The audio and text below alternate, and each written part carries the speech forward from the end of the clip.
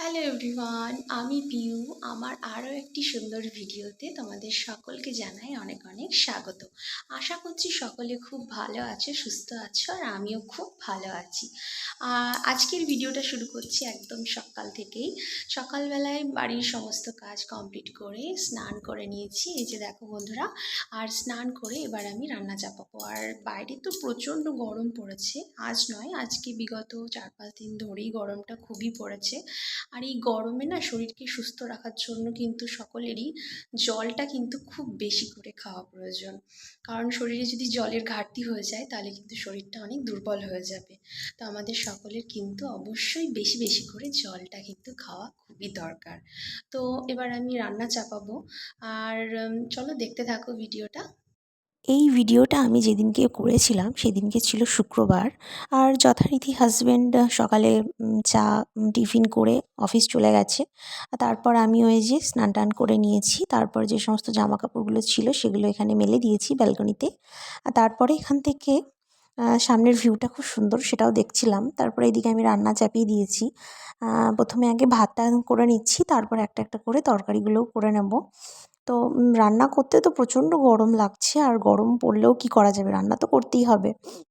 তো এরই মাঝে সবজিগুলো আমি একটা একটা করে বনিয়ে নিলাম। তো সবগুলো বানানো হয়ে যাওয়ার পর এবার আমি একটা একটা করে রান্না করে নেব। আর হাজব্যান্ডও চলে আসবে দুপুরবেলাতে, যেহেতু খেতে আসে, যার জন্য চটজলদি রান্নাটাও সেরে নেব। এখানে ডাল সেদ্ধ বসিয়ে দিয়েছি, ডাল সেদ্ধটা হয়ে গেলে তারপরে বাকি যে তরকারিগুলো সেগুলো করে নেব। এখানে এটা কাঁকরোল ভাজা হবে, তারপরে এটা লাউয়ের তরকারি হবে। পাতলা করে মুসুর ডালটাই করব, আর বেশি কিছু করব না। তারপর আমি এখানে লাউয়ের তরকারিটা বানাবো বলে এখানে তরকারিটা চাপিয়ে দিয়েছি। লাউয়ের তরকারিটা হয়ে গেলেই রান্না কমপ্লিট। এই দেখো বন্ধুরা, গরমের মধ্যে কি অবস্থা আমার। তারপর একটু বাইরে এলাম ব্যালকনির কাছে একটু হাওয়া খাবো বলে, আর তার মধ্যেই 1টা বেজে গেছিলো। তো আরও একবার আমি রান্নাগুলো দেখিয়ে দিচ্ছি কী কী রান্না করেছি। এই যে লাউয়ের তরকারি আগেই বললাম, কাঁকরোল ভাজা, আর এই যে পাতলা করে মুসুর ডাল। সিম্পল রান্না, গরমে এটাই ঠিক আছে। তারপর এদিকে রান্না কমপ্লিট করে বাসনও ধোয়া কমপ্লিট। রান্না করে সঙ্গে সঙ্গেই আমি রান্নাঘর একদম ক্লিন করে নিই, কারণ ভাত খাওয়ার পরে না আর বেশি কিছু কাজ করতে আর ভালো লাগে না, যার জন্য সঙ্গে সঙ্গেই কাজগুলো আমি কমপ্লিট করে রাখি, তাহলে ভাত খাওয়ার পর আর বেশি কিছু কাজ থাকে না।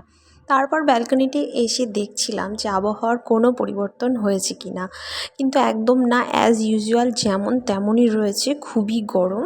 তার মধ্যেই দুপুরের খাওয়াও কমপ্লিট হয়ে গেল। আর দুপুরের খাওয়া দাওয়া কমপ্লিট করে নেওয়ার পর একটা ফল এখানে খেয়ে নিলাম, মৌসম্বি। তোমরা সকলেই জানো খালি পেটে জল আর ভরা পেটে ফল, তাই একটা ফল আমি খেয়ে নিলাম। তারপর বিকালবেলা ঘুম থেকে উঠে বাইরে ব্যালকনিতে এসে দেখছি প্রচণ্ড হাওয়া দিচ্ছে, আর এই হাওয়া দেখে আমার তো মন খুবই আনন্দিত হলো। আর বৃষ্টি আসবে আসবে এইরকম একটা আনন্দ নিয়ে আজকের এই বিকেলটা আমি এভাবেই এনজয় করি। আর তোমরা অবশ্যই আমার চ্যানেলটি সাবস্ক্রাইব করে আমার সঙ্গে থেকো। দেখা হচ্ছে পরের আরও একটি সুন্দর ভিডিওতে। টাটা।